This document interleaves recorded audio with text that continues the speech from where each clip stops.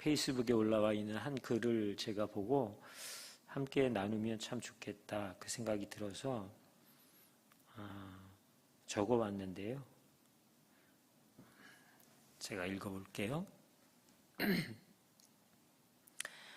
죄가 더 무거운 건데 코로나 전쟁이다. 세계 대전이다. 전 세계가 죽기 살기로 코로나와 싸우고 있다. 코로나 만만치 않다. 무섭다. 코로나 무서운 줄은 알면서 죄가 무서운 줄은 모른다.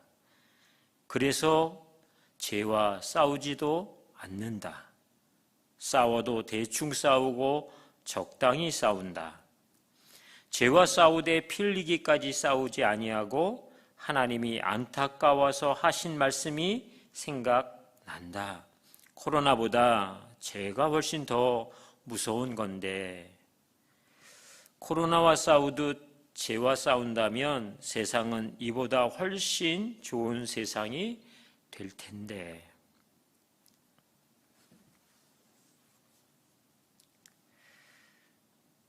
오늘 우리가 보려고 하는 이 골로새서의 말씀 안에 결국 우리의 싸움이 혈과 육의 가난한 싸움 아니라고 하는 것에 대해서 나누고 싶은 것입니다. 코로나 무서운 줄 알고 그건 저도 그래요. 그래서 매일매일 누적 확진자 수를 확인하고 제주시에서 매일 보내주는 제주시에서 보내주는 문자를 확인하면서 오늘은 30명이 넘었어. 또 새로운 델타 변이, 또 감마 변이 등등. 우리 권정성 집사님이 사업자 늘 자주 다녀오시는 인도네시아가 요즘은 가장 큰 불구덩이 같습니다. 수만 명의 사람들이 확진자로 그 수가 10만까지 이를 거야 하루 확진자가 이렇게 예측하는 사람들도 있어요. 군부의 쿠데타 때문에 정말 많은 사람들이 힘겨운 나라를 살아가고 있는 미얀마도 군부가 총으로 힘으로 권력으로 어찌할 수 없는 게 코로나인가 봐요. 그래서 그들이 군부에서 이런 얘기를 한다는 거죠. 코로나 걸린 사람들은 불경을 외우십시오. 코로나 걸린 사람들 불경 외우라고 말할 정도밖에는 군부가 할 수 있는 일이 없대요. 그 권력, 그죠? 그 무장한 전투력을 가진 병사들을 거느리고 있는 군부에서 코로나 앞에 할 수 있는 일은 불경을 외우라고 하는 소리밖에 국민에게 할 얘기가 없다는 거예요. 그러니 코로나가 얼마나 무서운지요. 코로나가 얼마나 어려운지. 그런데 코로나 무서운 건 아는데 죄가 무서운 건 모른다는 거죠. 아니, 최소한 코로나가 무서운 것만큼 죄가 무섭다고 여겨졌다면 이 세상은 지금보다 훨씬 살기 좋아졌을 거다.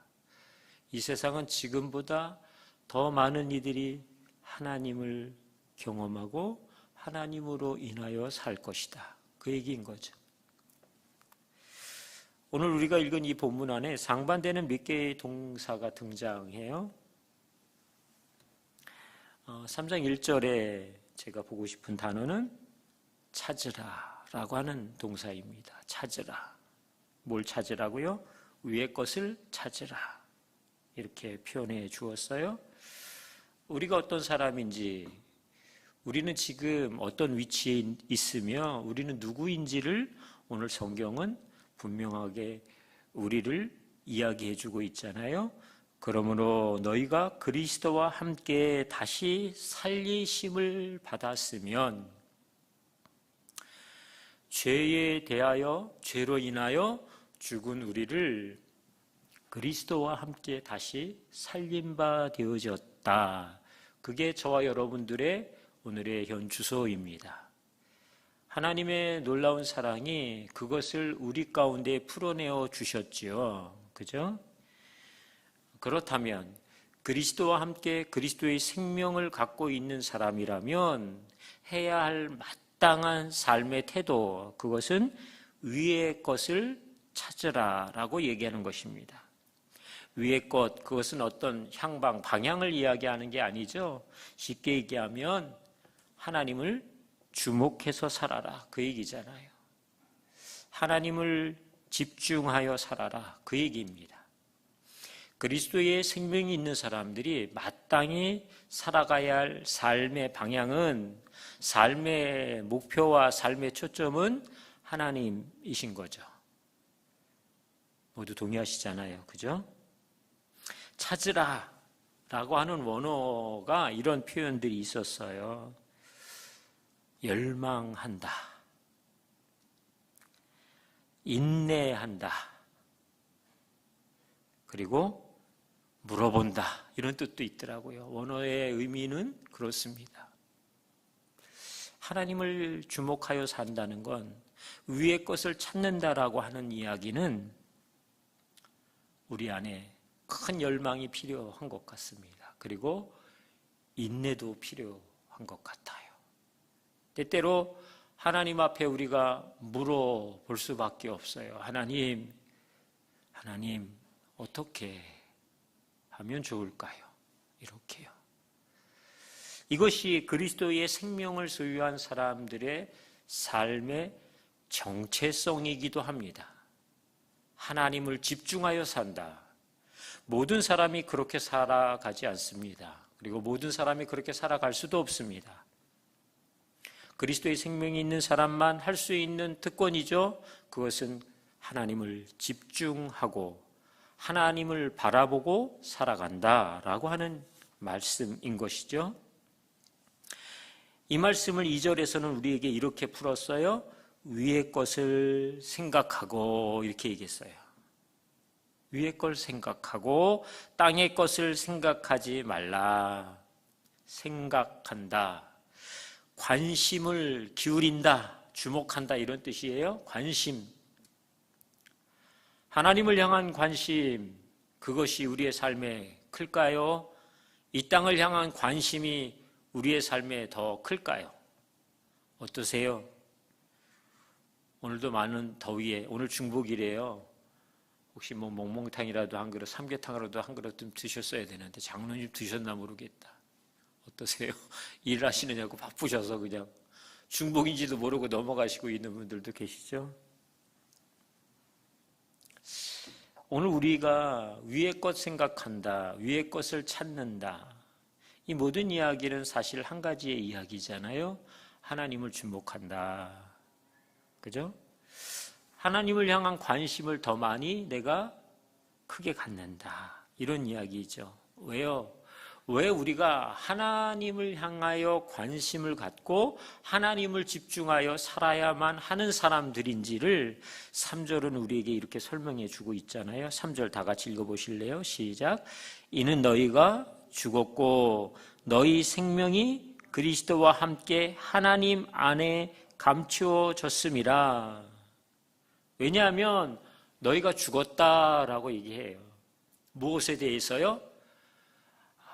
땅의 것을 생각하고, 그죠? 땅의 것을 찾는 그것으로부터 너의 삶이 단절됐다, 끊어졌다, 이렇게 얘기하는 거예요. 그것과 무관하게 됐다, 이렇게 얘기하는 거죠. 그리고 그리스도 안에서 하나님 안에 감추어진 새 생명으로 너의 삶이 전환되어졌는데, 그것은 위의 것을 생각하고 위의 것을 찾는 것, 하나님을 구하고 하나님만 바라고 사는 것이다 라고 오늘 우리에게 설명해 주고 있잖아요. 세상에 대하여 죽고 예수 그리스도로 살게 되어지는 삶, 그것이 저와 여러분들의 삶이라고 하는 사실인 것이죠. 그래서 5절에 이렇게 얘기하고 있어요. 이런 사람들의 삶의 실제적인 내용을 5절은 우리에게 이렇게 풀어줬죠. 그러므로 땅에 있는 지체를 죽이라, 이렇게 얘기했어요. 지체를 죽여라. 예수 믿으면 육체에 속한 것은 다 죽여야 된다, 무관하다, 여러분, 그런 건 아닌 것 같아요. 우리가 예수 그리스도로 구원 얻고 하나님의 자녀 되었는데요, 우리는 여전히 이 땅에 발을 딛고 살아요. 그래서 여전히 이 땅과 상관하여 살아요. 이 땅 안에서의 필요들이 있고 이 땅 안에서 주어져야 하는 공급들이 있단 말이죠. 그런데 여러분, 오늘 말씀은 우리에게 우리의 내면을 먼저 보게 하시는 것 같아요. 우리의 성향과 우리의 성품의 그 깊은 곳을 들여다보게 하시는 것 같아요. 그래서 5절에 뭐라고요? 그러므로 땅에 있는 지체를 죽이라. 곧 음란과 부정과 사욕과 악한 정욕과 탐심이니 탐심은 우상 숭배니라.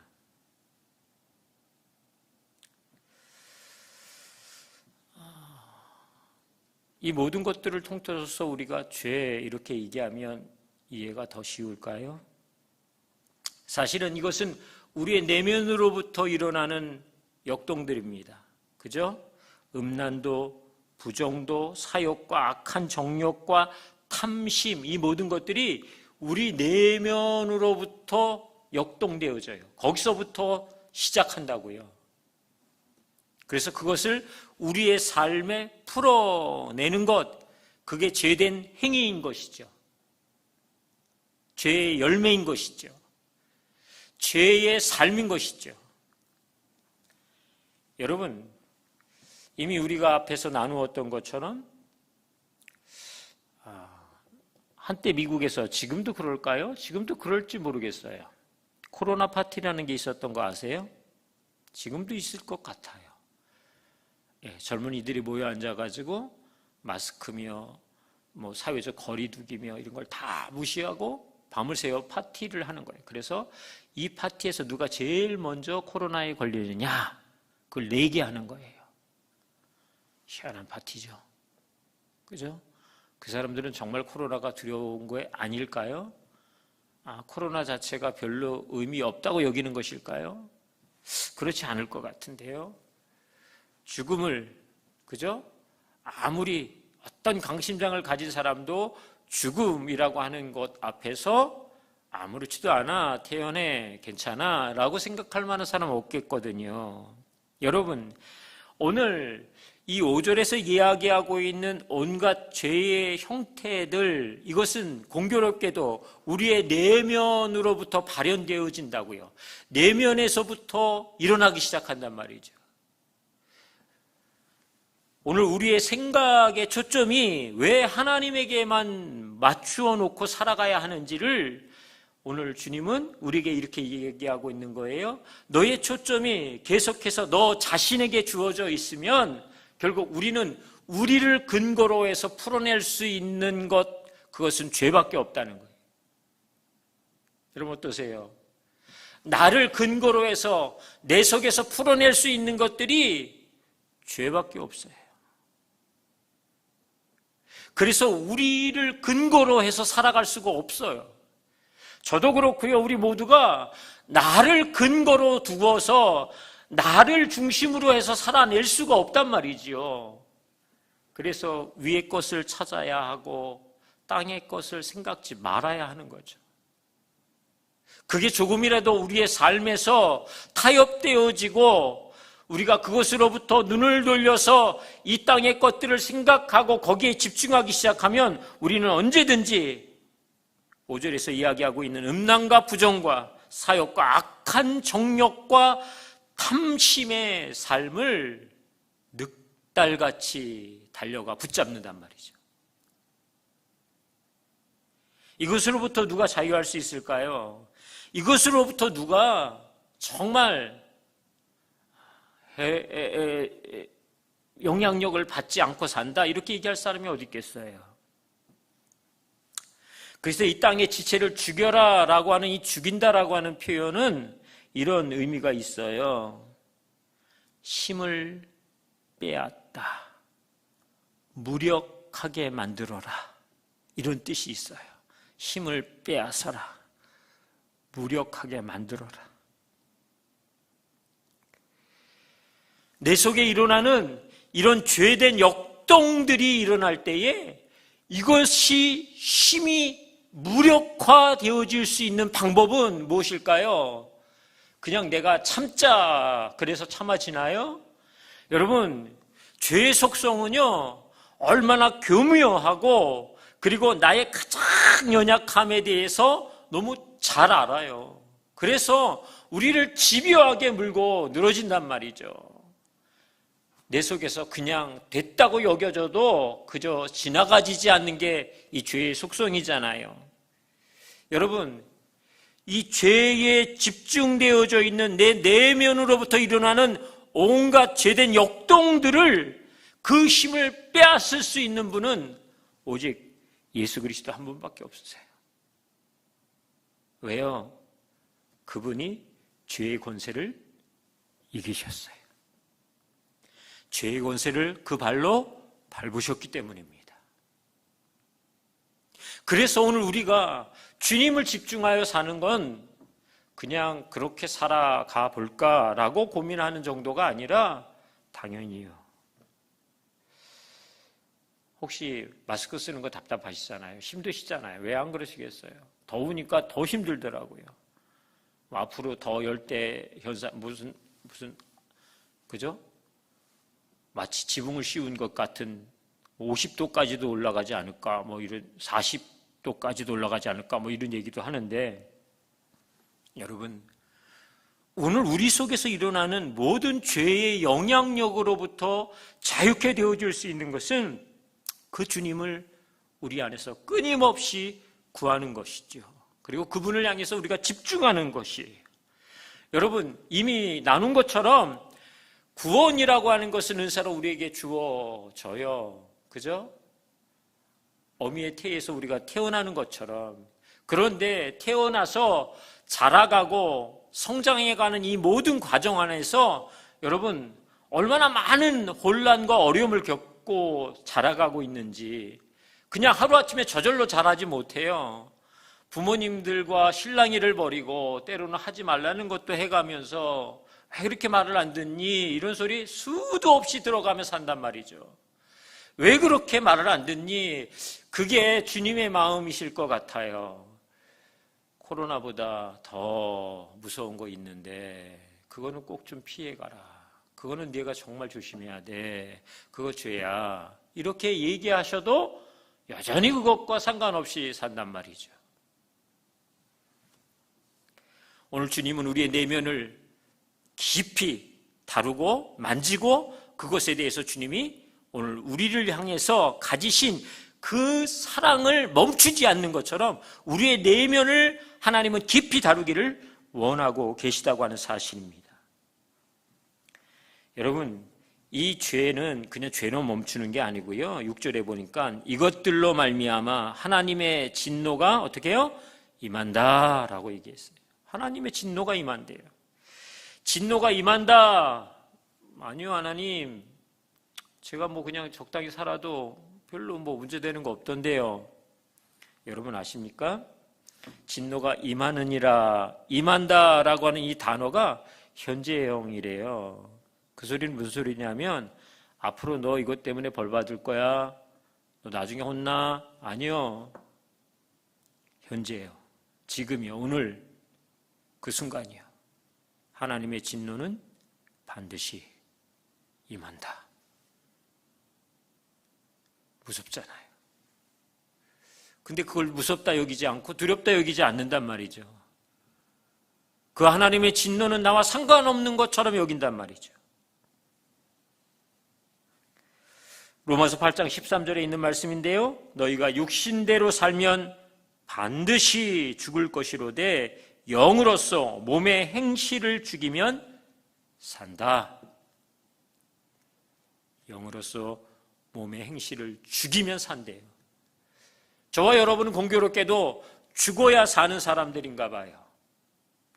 이 땅것에 대하여, 죄에 대하여, 그죠? 그것에 대해서 우리가 철저하게 죽을 때 우리는 사는 사람이라고 저와 여러분들을 향해 하나님 말씀하고 계신 거죠.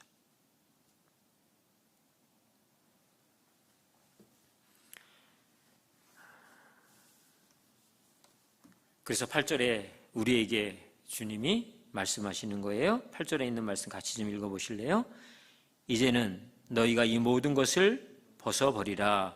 곧 분함과 노여움과 악의와 비방과 너희 입에 부끄러운 말이라. 이 모든 것을 벗어버리라고 이야기하면서 앞에서 이야기했던 죄의 여러 형태들과 또 다른 것을 오늘 우리에게 직면하잖아요. 뭐예요?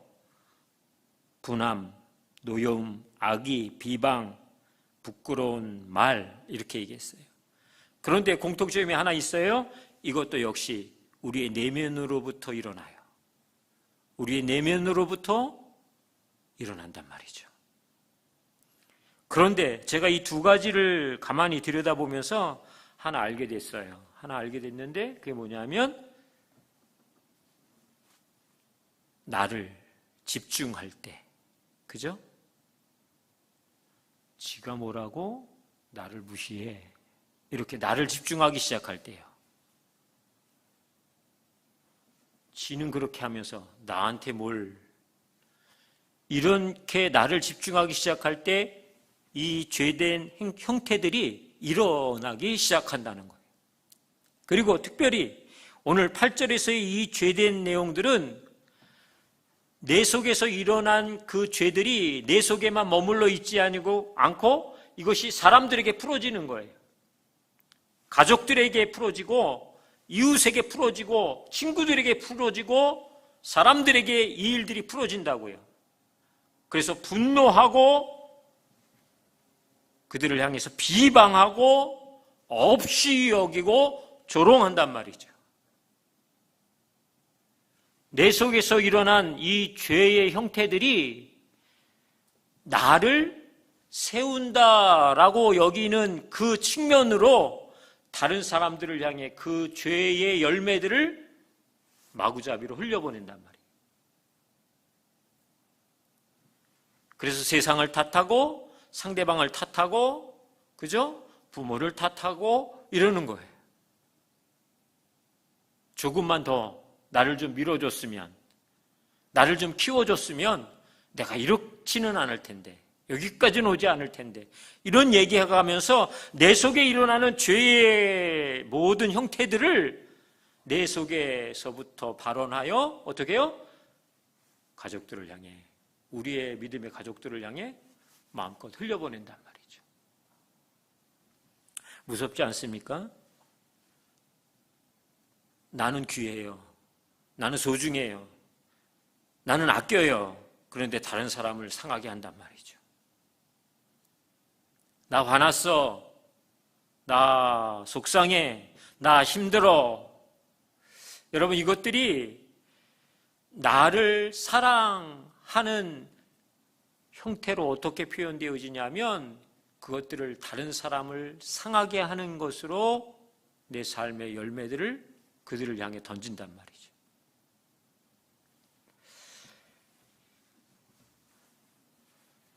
그래서 9절에도 오늘 우리에게 이렇게 얘기했어요. 너희가 서로 거짓말하지 말라. 옛사람과 그 행위를 벗어버려라 라고 이야기하고 있어요. 오늘 우리의 삶에서 우리가 내 내면으로부터 계속해서 확인하고 보게 되어지는 죄성, 죄의 형태들, 그래서 그것으로 나 아닌 다른 사람들을 상하게 하고 아프게 했던 그 모든 삶의 정황으로부터 우리가 어떻게 회복하고 극복할 수 있을까요? 여러분, 이것은 그냥 주어지지 않을 것 같습니다. 오늘 에베소 4장 24절에 그래서 이렇게 우리에게 얘기하고 있어요. 하나님을 따라 의와 진리의 거룩함으로 지으심을 받은 새 사람을 입으라. 하나님을 따라 그 하나님의 성품과 하나님의 신실하심들을 주목하여서 그 하나님을 따라 살아가기 시작할 때 새 사람을 입을 수 있대요. 우리의 어떤 것으로가 아니고요. 우리의 신앙의 연조가 그것을 만들지 않아요. 우리의 신앙의 충성도가 그것을 완성시키지 못해요. 우리가 몇 대에 걸쳐서 지금 믿음의 가문이라고 하는 이 가문의 영향력이 이 세 사람을 잇는 것을 만들어내지 못합니다. 오직 하나님을 따라라고 말하고 있는 것이죠.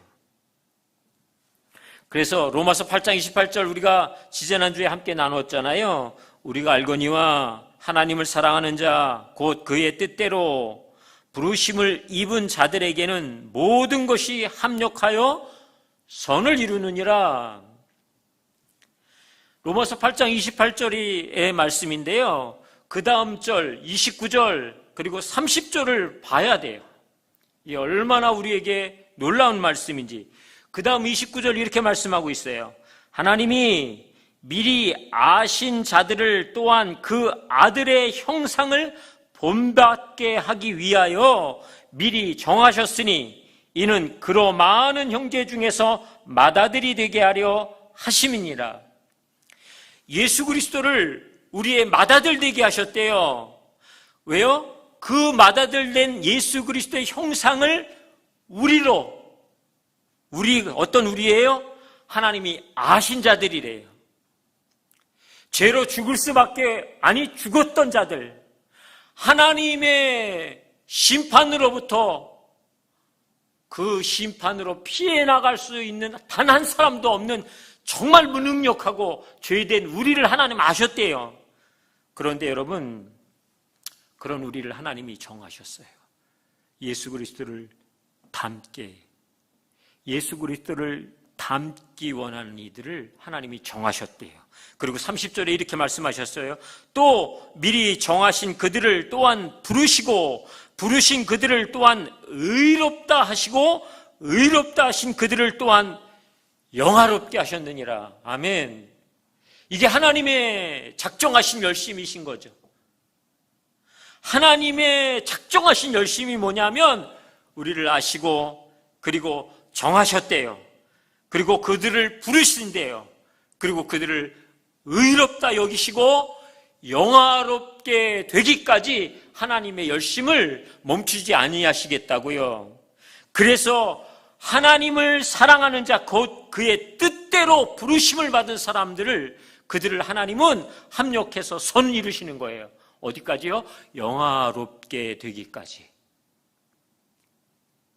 그들이 온전히 그리스도를 본받아서 의롭게 되어지고 영화롭게 되어지기까지 그냥 하나님이 정하신 그리고 부르신 그 부르심에 멈추게 하시지 아니하고 거기서부터 하나님이 의롭게 하시고 영화롭게 하시는 구원의 완성, 그죠? 우리가 이야기하는 성화, 하나님의 영광의 그 임재 안에 하나님의 믿음의 그 장성한 예수 그리스도의 믿음의 분량까지 우리가 자라가기까지 하나님의 열심이 우리 안에서 멈추시지 않는다고요.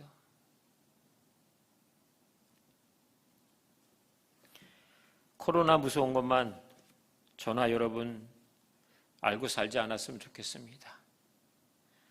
사람 무섭다 말하는 분들이 있으시더라고요. 돈이 무섭대요. 사람의 말이 무섭대요. 예, 무섭죠.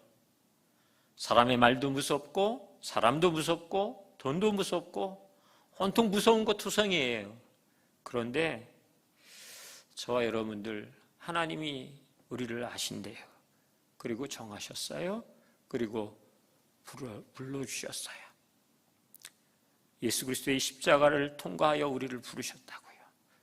그리고 우리를 의롭다 여기시고 우리를 영화롭게 하기까지 하나님의 열심은 오늘도 멈출 수 없다고 말씀하세요. 골로새 3장 마지막 11절인데요. 3장 11절 마지막 저희가 읽었던 마지막 절이었어요. 3장 11절 같이 함께 읽어보실래요? 거기에는 헬라인이나 유대인이나 할레파나 무할레파나 야만인이나 수구디안인이나 종이나 자유인이 차별이 있을 수 없나니 오직 그리스도는 만유시요 만유 안에 계시니라. 아멘. 차별이 있을 수 없다. 하나님은 저도 여러분 모두도 하나님의 그 영화로우심 그 자리에 우리가 서기까지 어떤 누구를 향해서도 차별 없이 동일하게 하나님은 우리에게 일하신다라고 말씀하고 있는 것이죠. 그 하나님 열심 때문에 오늘 우리가 우리의 눈을 들어 주를 집중하여 사는 것이죠. 땅의 것을 생각지 아니하고 위의 것을 생각하고 위의 것을 찾는 삶을 살기까지 부단히 인내하고 수고하고 그리고 때로는 희생하고 포기하고 그러며 사는 거죠. 왜냐하면 그것이 우리를 부르신 그 하나님의 열심에 대하여 반응하고 응답하는 하나님의 자녀로서 할 수 있는 최소한의 응답이기 때문에 그렇습니다. 이 영역을 포기하지 말고, 그렇죠? 이 땅의 것에 대하여만 두려워 여기지 말고 하나님의 그 거룩하심을 가리우게 하는 내 내면으로부터 일어나는 모든 죄들에 대하여 이 죄가 무서운 줄 알아 하나님만 집중하고, 하나님 저를 아시죠? 저를 정하여 부르셨잖아요. 저를 향하여 하나님 예수 그리스도로 의롭다 여기시고 영화롭게 만들어주셨잖아요. 그 열심이 오늘 제 안에 있습니다. 제 안에 하나님의 열심이 있습니다. 이것에 대해서 제가 제한하지 않겠습니다. 저의 죄된 태도로, 저의 죄된 삶으로 하나님의 그 열심을 제한하지 않겠습니다. 겸손히 하나님을 구하고 위의 것을 찾고 땅의 것을 생각지 않으며 하나님을 생각하는 하나님의 자녀가 살아가는 삶이 무엇인지 그것 이 땅에서 저희 모두가 경험하는 은혜와 은사가 있기를 축복합니다.